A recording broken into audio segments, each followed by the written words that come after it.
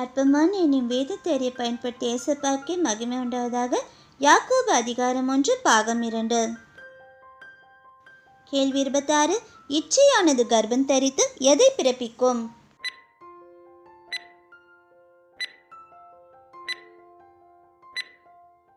விடை பாவத்தை. யாக்கோபு 1:15. கேள்வி 27. பாவம் பூரணமாகும் போது எதை பிறப்பிக்கும்?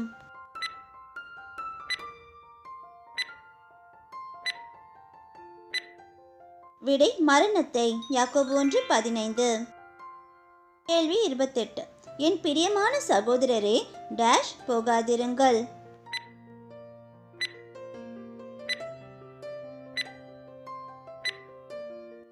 யாக்கோபு 1:16.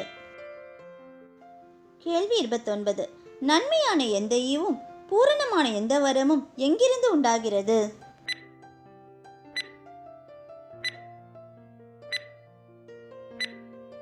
விடை பரத்திலிருந்து. யாக்கோபு 1:17. கேள்வி 30. நன்மையான எந்த ஈவும் பூரணமான எந்த வரமும் யாரிடத்திலிருந்து இறங்கி வருகிறது?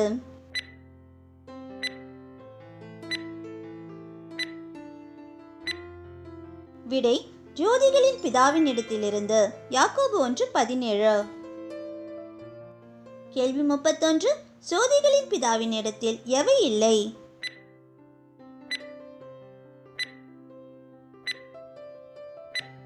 யாதொரு மாறுதலும் யாதொரு வேற்றுமை நிழலும். யாக்கோபு 1:17.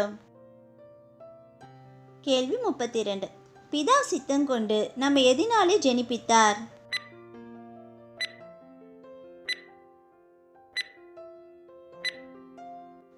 விடை சத்திய வசனத்தினாலே. யாக்கோபு 1:17. கேள்வி 33. நாம் என்ன ஆவதற்கு பிதா நம்மை சத்திய வசனத்தினாலே ஜெனிப்பித்தார்?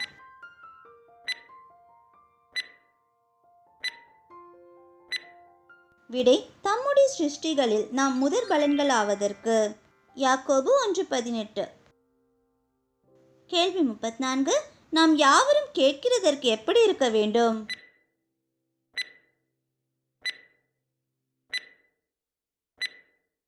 விடை தீவிரமாய். யாக்கோபு 1:19.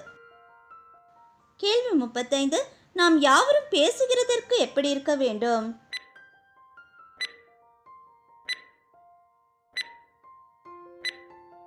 விடை பொறுமையாய். யாக்கோபு 1:19. கேள்வி 36. நாம் யாவரும் கோபிக்கிறதற்கு எப்படி இருக்க வேண்டும்?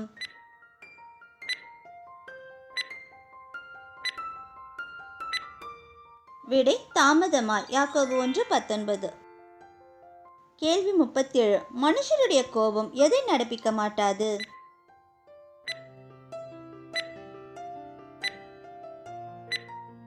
விடை தேவனுடைய நீதியை. யாக்கோபு 1:20. கேள்வி 38. நாம் எவற்றை ஒழித்துவிட வேண்டும்?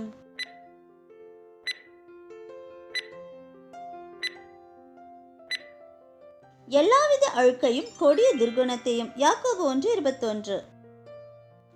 கேள்வி 39. நாம் எவற்றை சாந்தமாய் ஏற்றுக்கொள்ள வேண்டும்?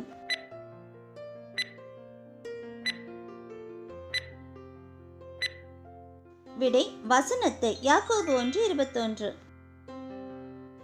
கேள்வி 40.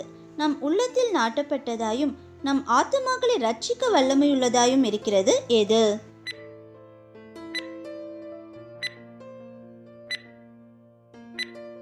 விடை வசனம். யாக்கோபு 1:21. கேள்வி 41. நாம் எதை கேட்கிறவர்களாய் மாத்திரமல்ல அதன்படி செய்கிறவர்களாயும் இருக்க வேண்டும்?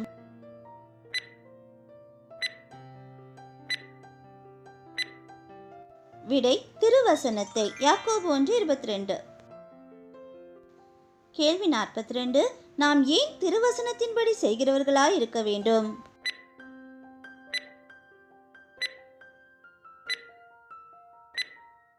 நம்மை வஞ்சியாதபடிக்கு. யாக்கோபு 1:22.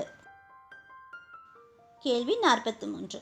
திருவசனத்தை கேட்டும் அதன்படி செய்யாதவன் யாருக்கு ஒப்பாயிருப்பான்?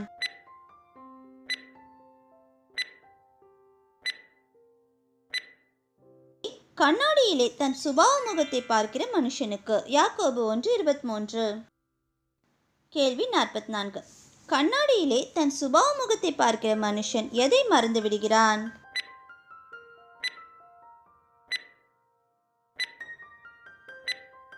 விடை தன் சாயல் இன்னதென்பதை. யாக்கோபு 1:24.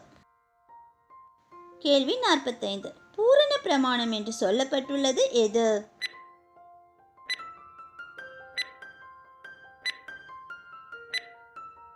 விடை சுயாதீன பிரமாணம். யாக்கோபு 1:25. கேள்வி 46. எதை உற்று பார்த்து அதிலே நிலைத்திருக்கிறவனே கேட்கிறதை மறக்கிறவனாயிரான்?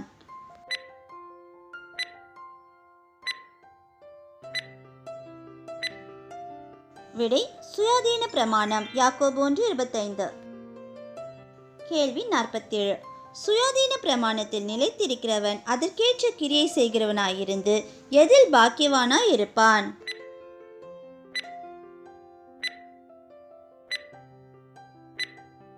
விடை தன் செய்கையில். யாக்கோபு 1:25. கேள்வி 48.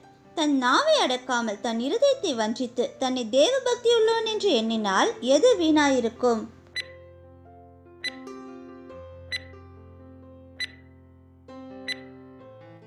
விடை அவனுடைய தேவ பக்தி. யாக்கோபு 1:26. கேள்வி 49. எவர்கள் படுகிற உபத்திரவத்திலே அவர்களை விசாரிக்க வேண்டும்?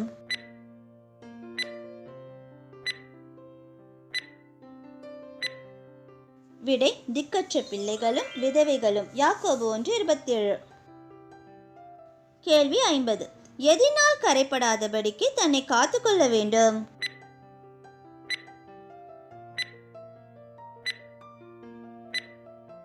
விடை உலகத்தால். யாக்கோபு 1:27. கேள்வி 51. திக்கற்ற பிள்ளைகள் விதவைகளை விசாரிக்கிறதும் உலகத்தால் கரைப்படாதபடிக்கு காத்து கொள்ளுகிறதும் பிதாவாகிய தேவனுக்கு முன்பாக எவ்வாறு இருக்கிறது?